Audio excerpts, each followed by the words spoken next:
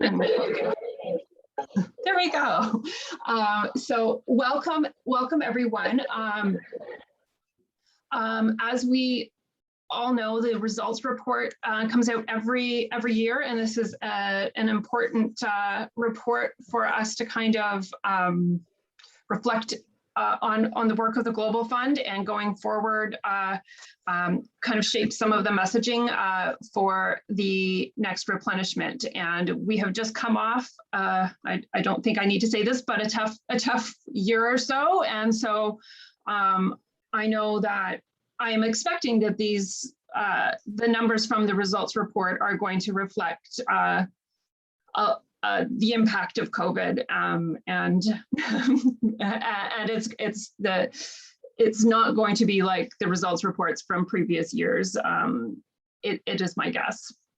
Only speculating, I don't know, but it'll be interesting to hear and see what folks have to say. I know that Melanie is going to be leading the presentation, is my understanding from the Global Fund, and she's the manager and executive and operational communications. I believe that is your new title. And my Pauline is on the call, and I understand Johannes will be joining us, the head of strategic information. Yeah, I see that he's on the call to answer any questions. And I believe I saw Francoise on the call, and Ernest Titu, who is the lead executive communications from the communications department. I believe that is everyone. I'm just trying to do both things at once. Sorry, I'm actually on vacation this week, so I'm a little bit discombobulated because I'm not in GFAN mode right now. But here we are. So let us get this call started. Melanie, did you have slides that you wanted to share, and I can stop sharing my screen? Yeah, and I was actually going to start with a video. If Johannes, are you able to stay for the whole time? I don't want to be doing okay, all right. So I will do comm stuff then. And we'll have Johannes for all of the actual technical stuff. I'm going to start, if I can, share my screen with a video. Oh, so yeah, Tara? Yeah, I'm trying to figure out how to stop share. It wasn't working. There we go. I'm on vacation. There's no such thing in the Global Fund Partnership. You should know that by now. All right, share computer sound. Can you guys see this now? Yes, we can. Okay, I'm gonna start playing. Tara, can you say if you hear it or not? And then I'll go on mute. Absolutely. Okay? We can hear it just fine.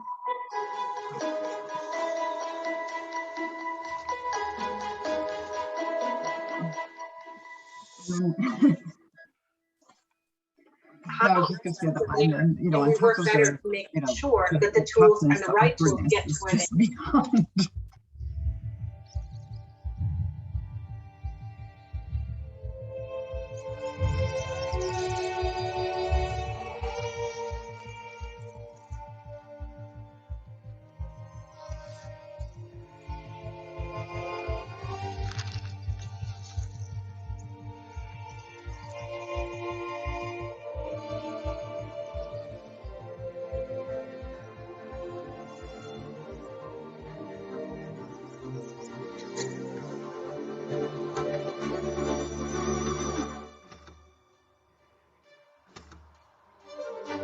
Informação, apenas nós.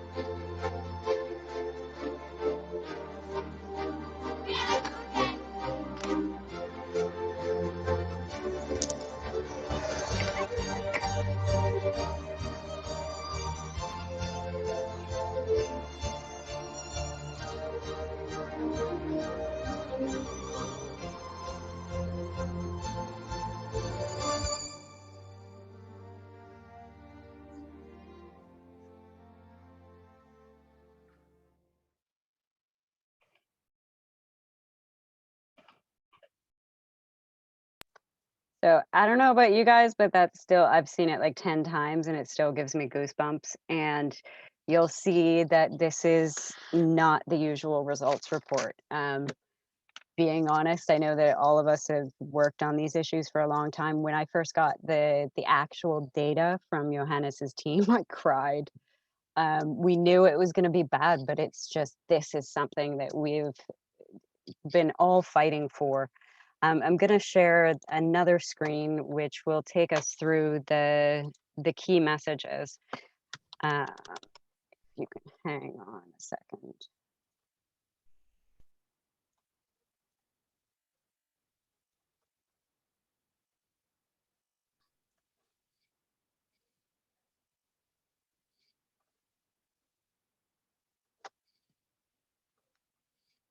Okay, can you see a PowerPoint?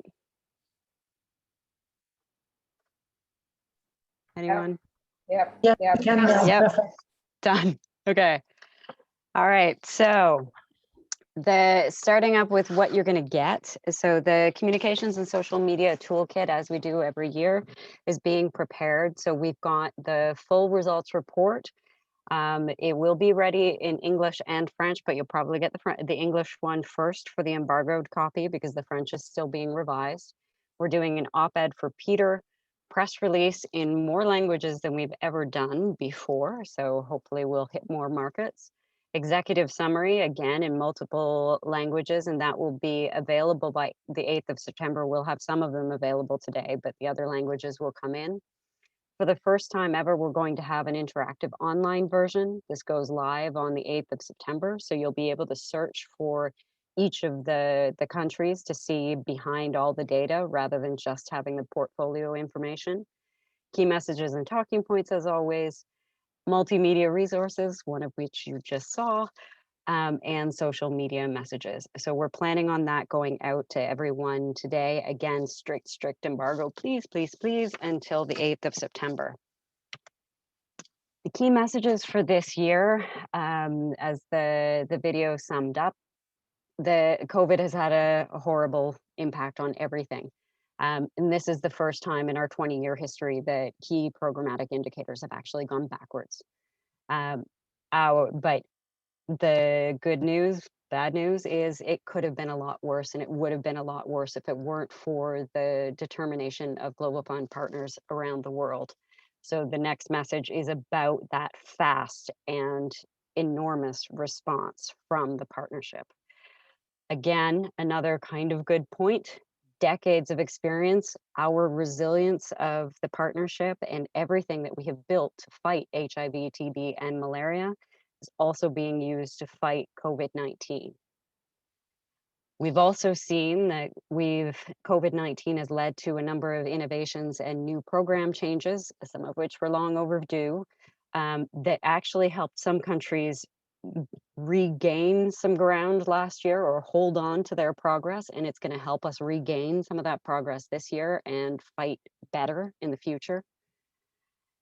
The next point is mainly our call to action. So to regain lost ground and prevent COVID-19 from having a catastrophic long-term impact on the 3 diseases and to defeat COVID-19 itself, we have to scale up investments to fight all 4 diseases at once and expand all of those innovations and adaptation measures that were created in 2020. And that has to happen now.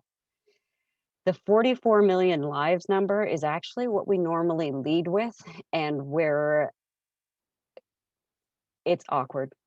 So this last one is our standard message, but also pointing out that we were created 20 years ago to fight the deadliest diseases, and we're now responding to COVID.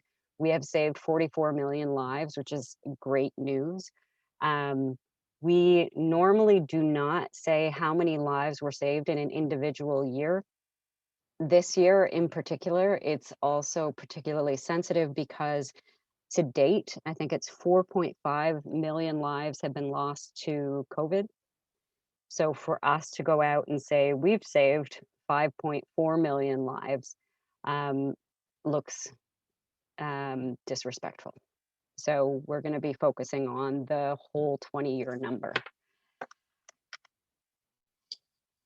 So key results.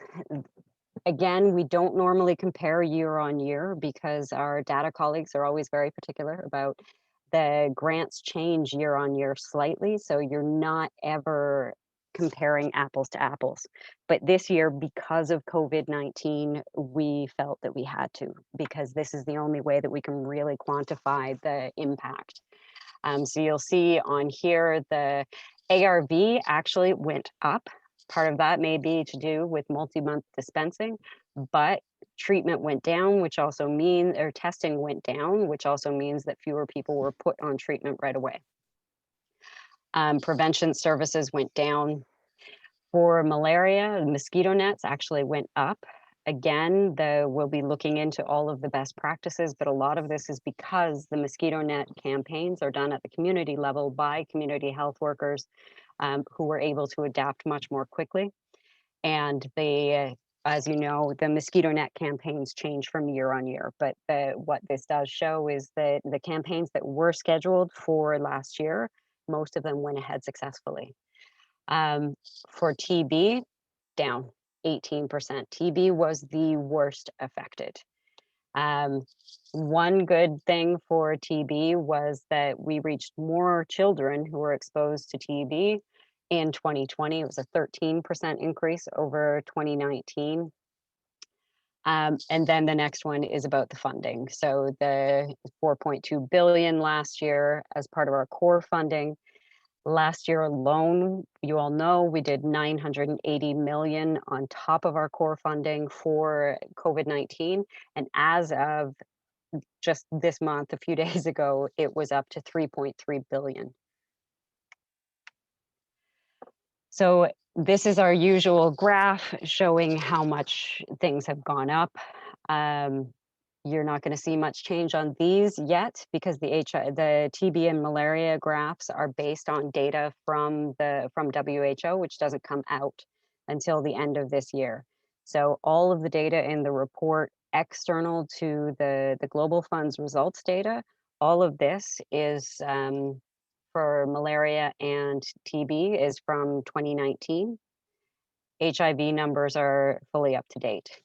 And again, this time, because we have the interactive version online, we will be, not retroactively, we'll be updating the report when the WHO data comes in at the end of the year. These ones, similar, I won't spend much time on these, you've seen these before. So despite the horrific news of last year, for right now, the trends in HIV infections and HIV deaths continue to go down. Everything that we have heard from the disease experts and from our technical advisors, and Johannes can go into more of this, we don't know what the long-term impact on infections and deaths will be for the three diseases, but this is as of now.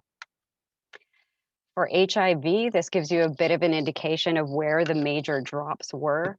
So the number of HIV tests taken, this was overall dropped by 22%. And you can see in the bar charts there, what the counterfactual. So we should have done an extra 37 million tests last year, but we didn't because of COVID disruptions.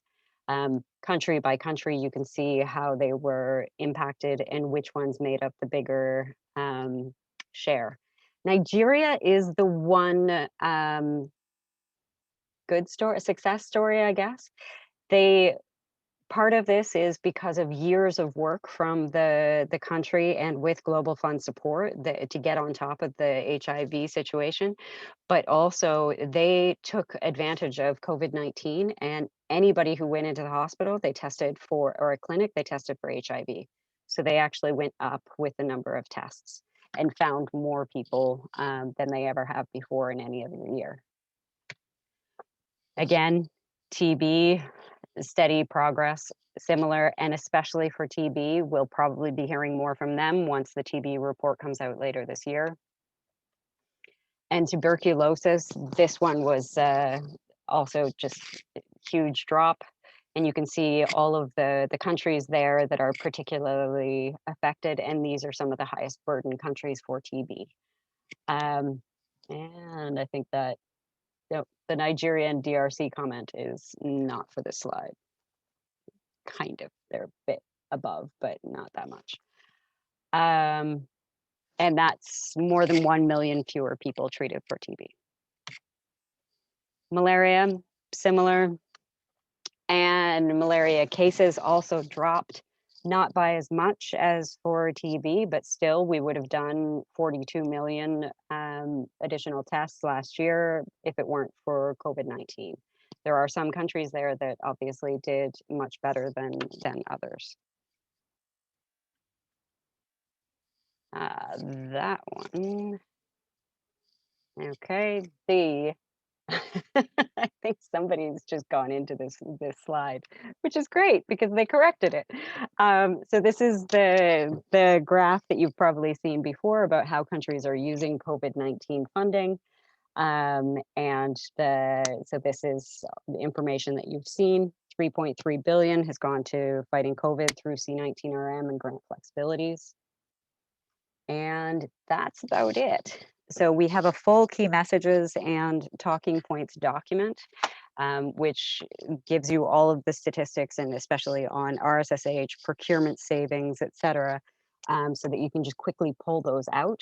And of course, the results report itself is extremely rich, particularly this year, because we have such an extensive view on what we've done.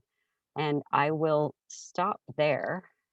Françoise, is there anything that you want to add, or Johannes, before we open up to questions? Not at this point. Thank you, Mel. I thought it was very, very clear. Thanks.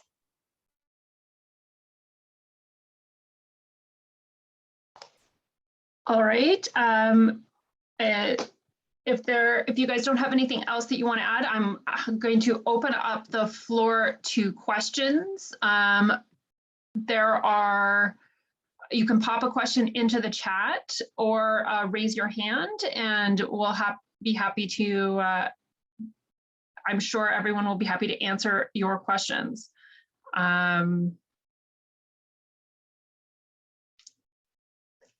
Sophie. We always just need one person to kind of break the ice. Sophie, why don't you go ahead? Thanks, Tara, and thanks, Melanie, for that presentation and the video. And I'm actually sitting here crying, probably at the end of the week, and I'm exhausted. But that was really, really, really depressing. And COVID's just taken so much from all of us. I wanted to find out, in the results report, is there stuff around human rights, agenda, the countries that are receiving matching funds for adolescent girls and young women, and tracking those indicators?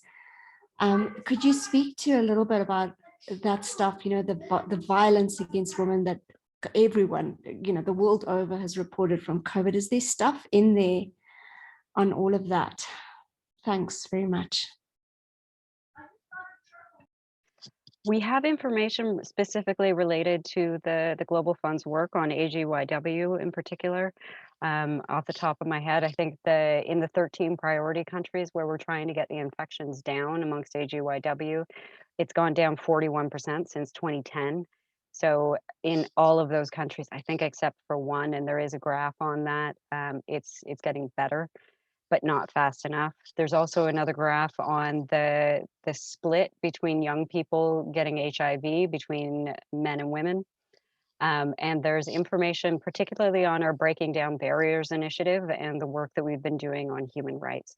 I think Botswana was highlighted for having issued their national plan, looking at how to tackle human rights related, gender related barriers to providing services.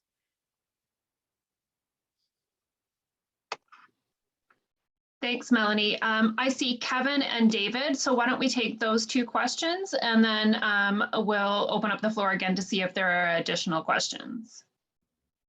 Thank you so much. And this has really been super, this presentation. Really appreciate you reaching out early to provide us with the detail, and I agree it's retching. I guess just from an HIV point of view, I see that ARVs are people being put on ARVs are up and infections are down. And I understand there's a lot of things behind there that we don't really understand. And it may be multi-dispensing is one reason for part of that. And there may be reasons why infectious people aren't going out, and so they're not exposed. But I just want to know if you've thought about like messaging. I know that you need to wait to find out really what the real story is, but we're going to get that question. And just from an HIV community, I just want to make sure we're not going out with a message that TB has been devastated, malaria is devastated, but HIV seems like it's doing okay. And I wondered if you got a reporter's question like that, what would you say? No, that's not the case at all. In fact, you could argue about which one was hit the worst. TB overall was hit the worst, but HIV, the only ray of hope on HIV was the ARVs. People on ARVs continued to go up, but testing, prevention, PMTCT, it all went down. And we know that that's going to have long-term impact on death rates and on new infections. Right. Yeah, no, it's okay, devastating. Not great, but I just wanted to have a good no, answer. Yeah, no. Because I saw the infection rate. Yeah, and I understood that's not really, yeah, that's good. That's all really super helpful. Thank you. David, go ahead. Just wondering, yeah, thanks very much, David Bryden with the Frontline Health Workers Coalition. Can you say anything about the report and what it may have to anything to say about results achieved in the area of human resources for health? I'm thinking particularly your health system strengthening investments and your investments in community health workers and their well-being. Thanks. We don't have specific information on that in the report on the work that's being done for human resources. We do have a few examples about trainings and things that are being done, but it's on the RSSH side, it's mainly focused on the implementation of data information and financial management systems, and then on the progress that's been made in procurement savings. And I think part of the reason for that is just the overall data tracking globally.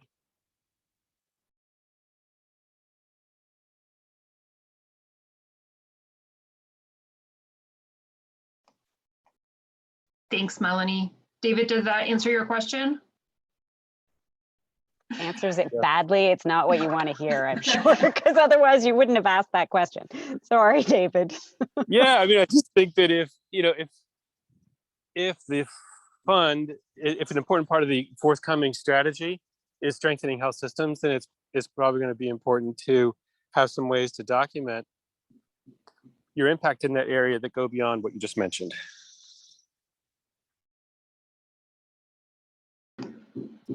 Agreed. I think this year we actually have more documentation and more data points on how we've invested in our SSH, but as always, we can improve on that. You're right. Thanks, Melanie. Does anyone else have any further questions? We have a full half hour for at this point. So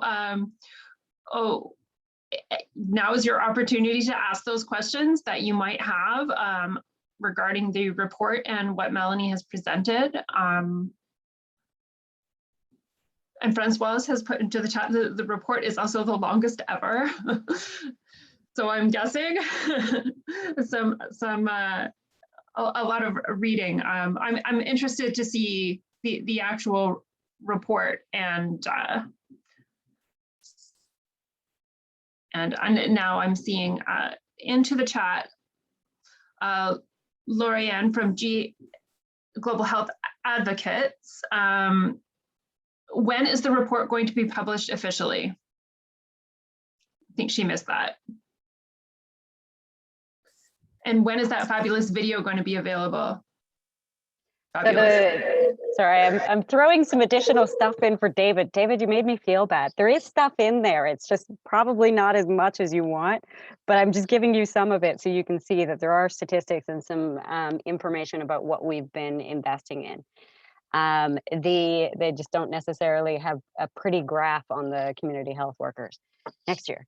The publication of the report will be September 8th. So we're putting it out just after midnight on Wednesday, September 8th. So embargoed until then. We will be sharing an embargoed copy with certain select media from around the world. So those are the top tier media, and we're coordinating with many of the partners in different countries and the friends organizations And the toolkit will be going out, the communications and social media toolkit, which you guys always get for the commemorative days, World TB Day, that kind of thing. We'll have a similar toolkit, and that'll be going out later today. Okay, and that, of course, the other contents of that are embargoed until the 8th at midnight. Emphasize embargo, Yes, embargo. please, embargo, embargo. I was fighting. I was like, we need to share it with GFAN. They won't break the embargo. They need to know. We won't. Xenia, I see your hand raised. Did you have a question? Yes, thanks very much, Melanie and the team for this very important piece of work, and also for giving us the briefing in advance. It's really greatly appreciated. I have a quick question on the malaria side, obviously, speaking from the RBM Partnership to End Malaria. First of all, last year, there were a lot of estimates flying around across the diseases as to the potential impact of COVID on lives saved, etc. And I was curious whether or not the report, and you mentioned it among the key messages that it could have been worse, are there any specific numbers that the report might be offering on this front? And then the second question, are there any highlights on the malaria side that the report will be putting forward? You mentioned, for instance, Botswana on some other issues. Are there any specific country highlights that you will be using for this communications package? Thank you. I think I'll let Meran or Johannes answer the question about the impact, because that has more to do with modeling and stuff. I can comment, maybe Johannes. So if the question is what was the impact of COVID on 2020 burden, we don't have yet the estimates. As Melanie mentioned, that WHO is in course of updating their estimation of burden, which will be released in December or late November. So we don't yet know what was the impact COVID on the incidence and mortality. But in terms of service delivery, overall, there hasn't been significant decline in most of the malaria services. Lines even increased. The treatment was the same level. Testing declined by about 4%, but wasn't to the extent of other diseases. So in principle, we should not see a major surge in malaria based on the service delivery results so far, but we have to see what WHO come up with. I don't know, but that might, I'll let Johannes maybe to add if anything needed. I think that was specific to malaria, and yeah, like every year, unfortunately, we don't have the 2020 burden data in terms of deaths and cases from WHO at this point. But I think if you're looking at the service delivery, and if you're looking at the other diseases, I think that's maybe the only, and I think Melanie has kind of framed it very nicely, the only silver lining is that I think we have been able to avoid the worst case scenarios that partners had been putting out at the beginning of COVID, where I think we talked about an additional 500,000 deaths and all that. I don't think we're seeing that. That's probably due to the swift response of the partnership and the mitigation efforts that we put in. But of course, the overall results are bad as they are, but I think they could have been much worse if the response hadn't been so swiftly. Xenia, did that answer your question? I saw that you posted a little bit of a follow-up in the chat, and I just want to make sure that. Yeah, no, thanks very much. No, we are aware, of course, that the total tally will be known later this year. I was just curious to see if the report will be using any of the estimates and any of the numbers in terms of, illustrating how worse it could have been. And in particular on the testing and treatment side, that was useful. I remember last year we had the estimate of 1/3 decrease on malaria. So I was just curious whether or not that still stays or whether it's going to be updated.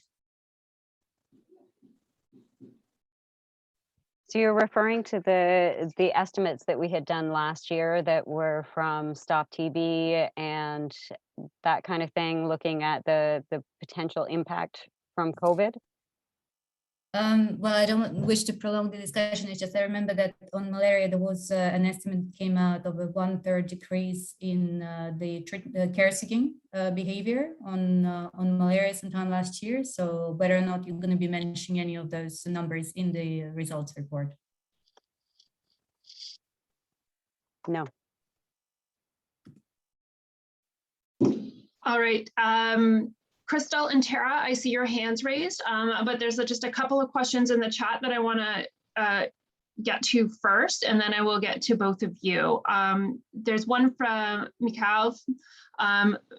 Does the report include results that tie to PPR? For example, community health workers deployed, increase in real-time information sharing, lab capacity, etc.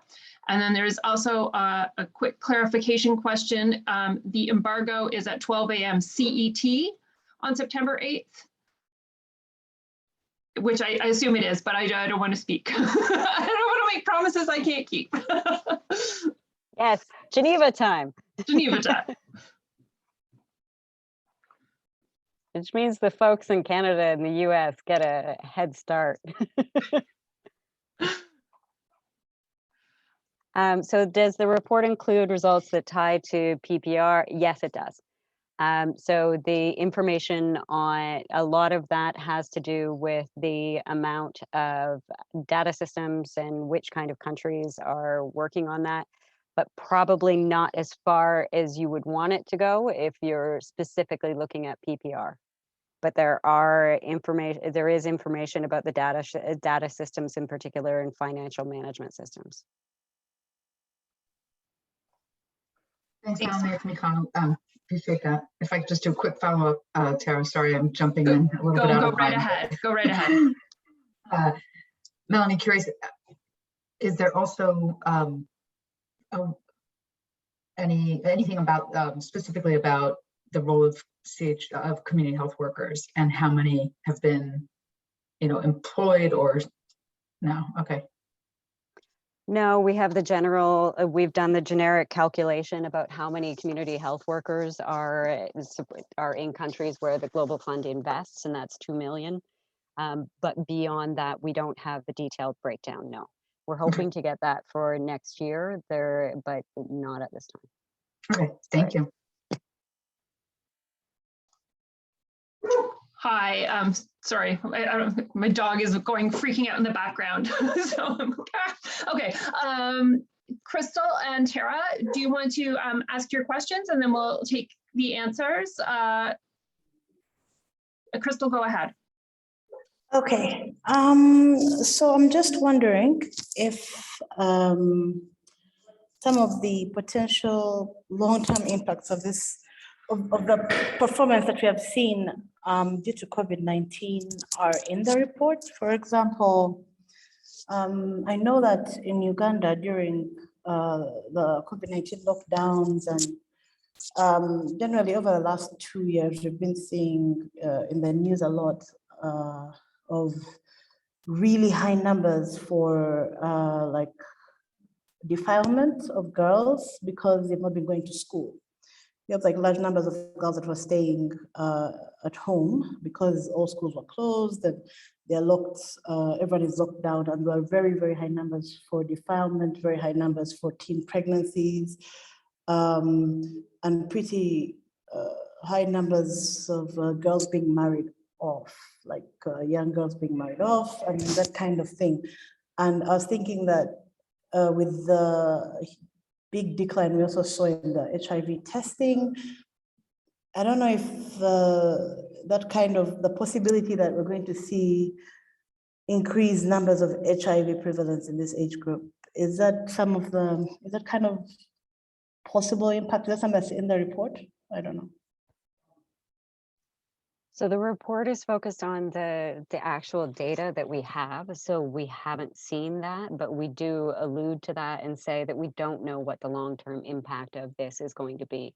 We do know that if adolescent girls and young women in particular, and other key population, well, not other key, adolescent girls and young women aren't a key population, sorry. Adolescent girls and young women or key populations, they were most affected by the prevention services being basically blocked last year. And if that's the case, then we will likely see an increase in infections, but we don't have that data now.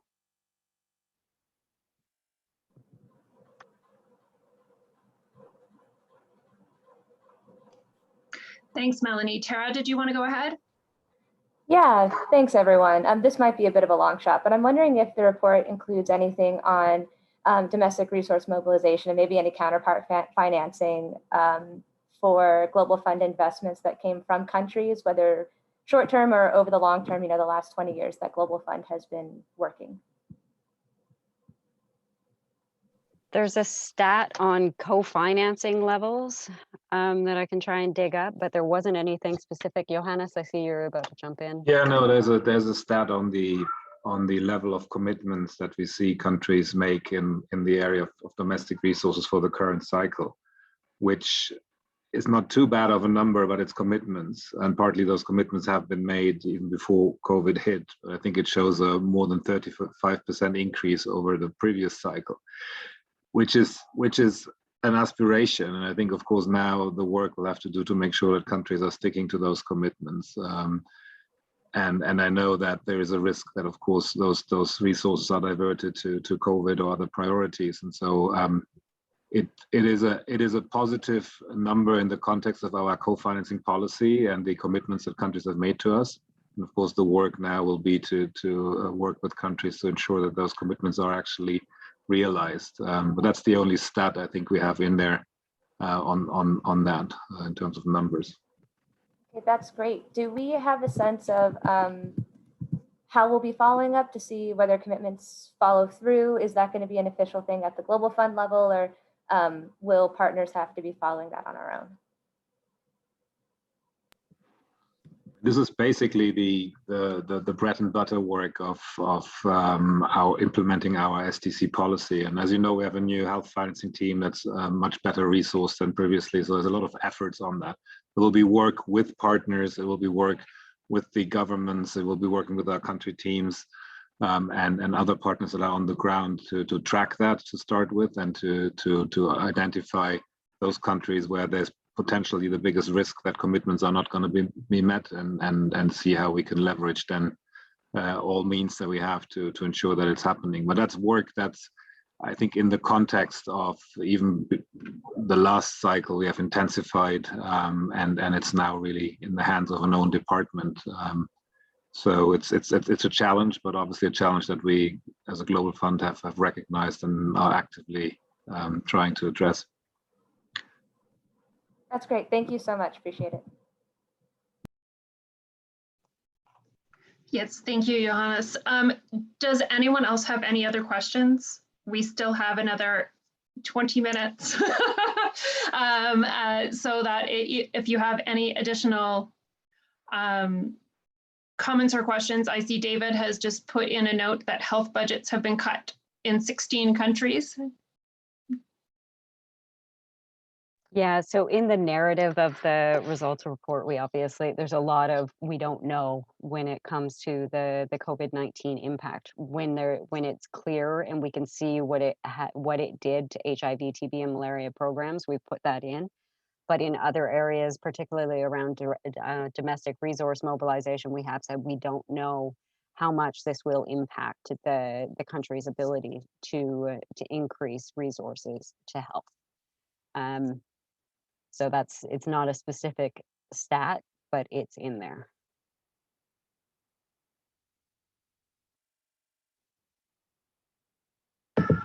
It's also, and you guys have been, sorry, go ahead, Johannes. No, just to add to that, I think when you talk on this number with Calypso and the folks from our health finance department, I think the first thing you hear is that's, of course, an average number across our portfolio, but it doesn't mean that all countries equally are seeing that increase. There are some countries where we probably don't see an increase or decreases, as you say. There are some big countries where we see increases that drive that overall 35%, but it's not an even distribution. So I think that's a challenge we have in there. Like generally, just to add that to the numbers that Melanie has put out, I think it's also true on the results that those are not the results that are evenly seen across countries. Even the kind of country examples that were in the presentation that Melanie has put out. You see that India is a country that sometimes drives a lot of the decreases. There are some countries where you have more positive results. It's really worth looking under the hood, because there are patterns regionally, etc., that I think are important if you want to understand the numbers and see what we need to do to address them.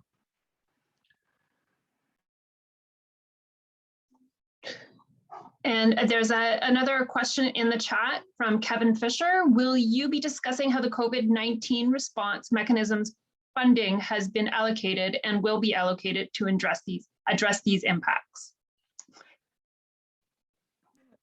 Yes, I'm laughing because we were just in a last minute back and forth about the statistics. So the breakdown that we have is based on where countries are using the funding for which aspect of the response. So that's in there, along with a bit of detail on what they're spending it on. The challenge again with this and with some of the other indicators as well, I know a lot of people have been asking, well, how much PPE and how many tests and how much of this? Because most of what was done in 2020 related to COVID-19 was essentially an emergency response. We know where the money went. We know what the countries told us that they were spending it on, but we can't specifically track the numbers. So we're working on that. They're hoping to get that soon, but we don't have it in time for this report. We do have anything that went through us, we can track. So anything that went through the pooled procurement mechanism, or WAMBO, we can tell you exactly how many tests were bought through that, but we know that that's actually a fraction of what the countries themselves were purchasing. So we discussed whether to put, oh, we've purchased X number of COVID-19 tests, but we actually decided to not put that in because it would make it look small, because we know it's much higher because countries have been procuring locally.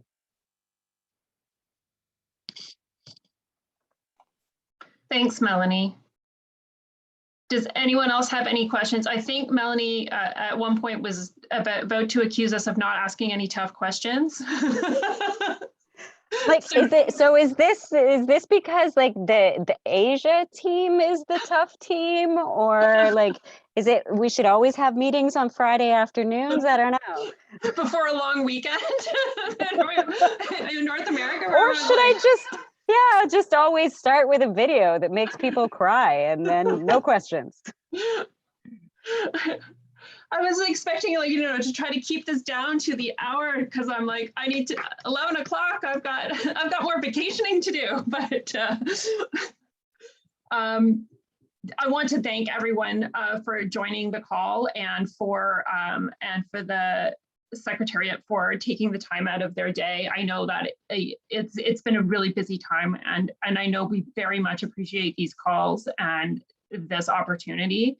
And so I do want to thank you. And if anyone has any additional questions, you're welcome to actually just jump in while I'm rambling here a little bit. But thank you, and I appreciate that, and look forward to the materials. And I'm going to once again remind everyone. Sarah, I'm gonna take you up on your offer. Sorry, it's Michal. Absolutely, jump in, cut me off. Who doesn't want to leave this call just like me? Sorry, I'm sorry, folks. Did I miss when all the materials will be made available to us? I heard when it's under embargo. Oh, it's embargoed until, but you did. You missed it. Moving on. Okay. Yeah, sorry. It's going to be coming later this evening. So you'll have the embargoed information. Most of it will be in English first, and then the other languages will be added to that toolkit. You'll remember it's an online interactive toolkit. So whenever we get something new, it just goes in there. Yeah.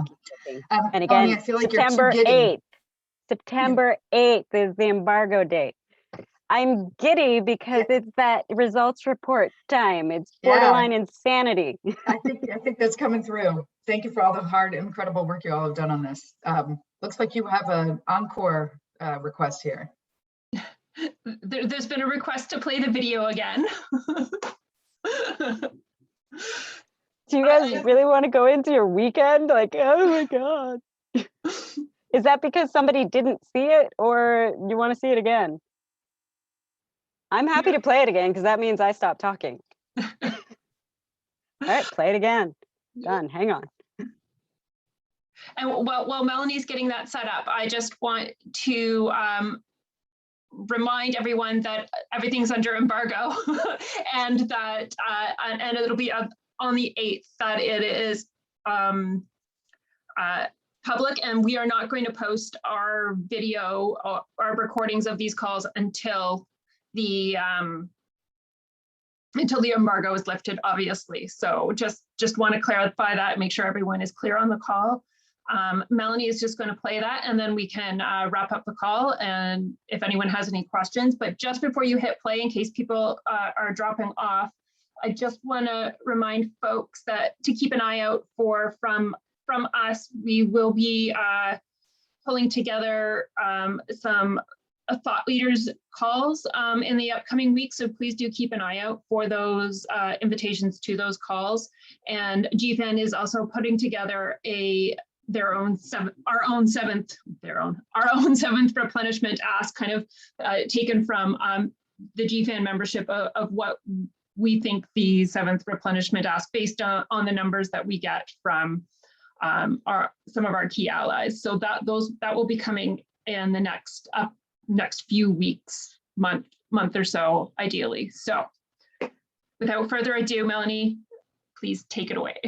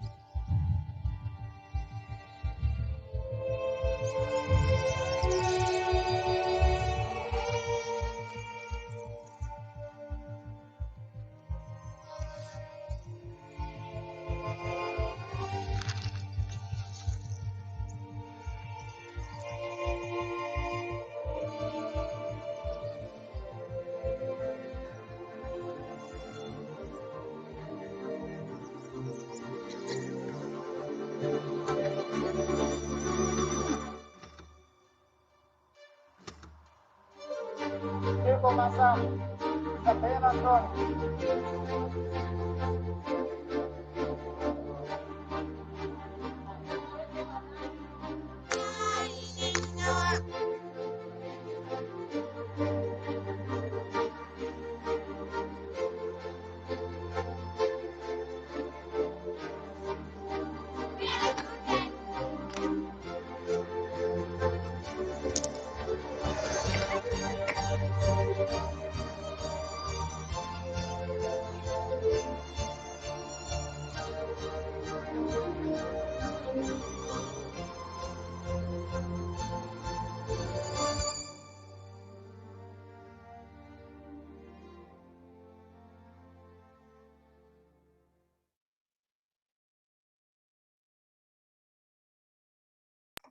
Thanks, Melanie.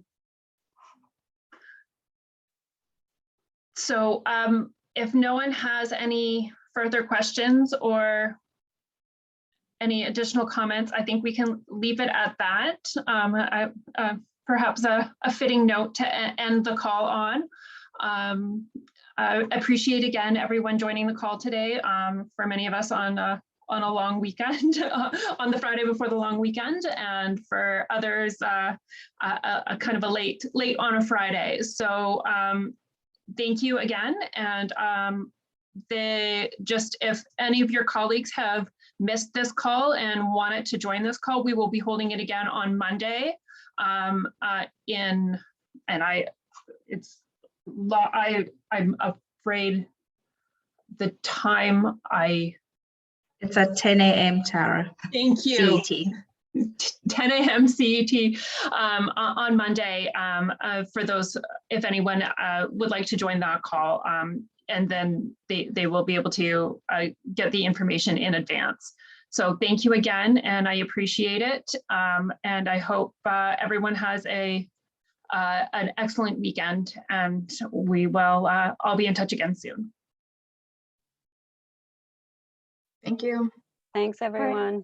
Thanks, everyone. Bye. Bye.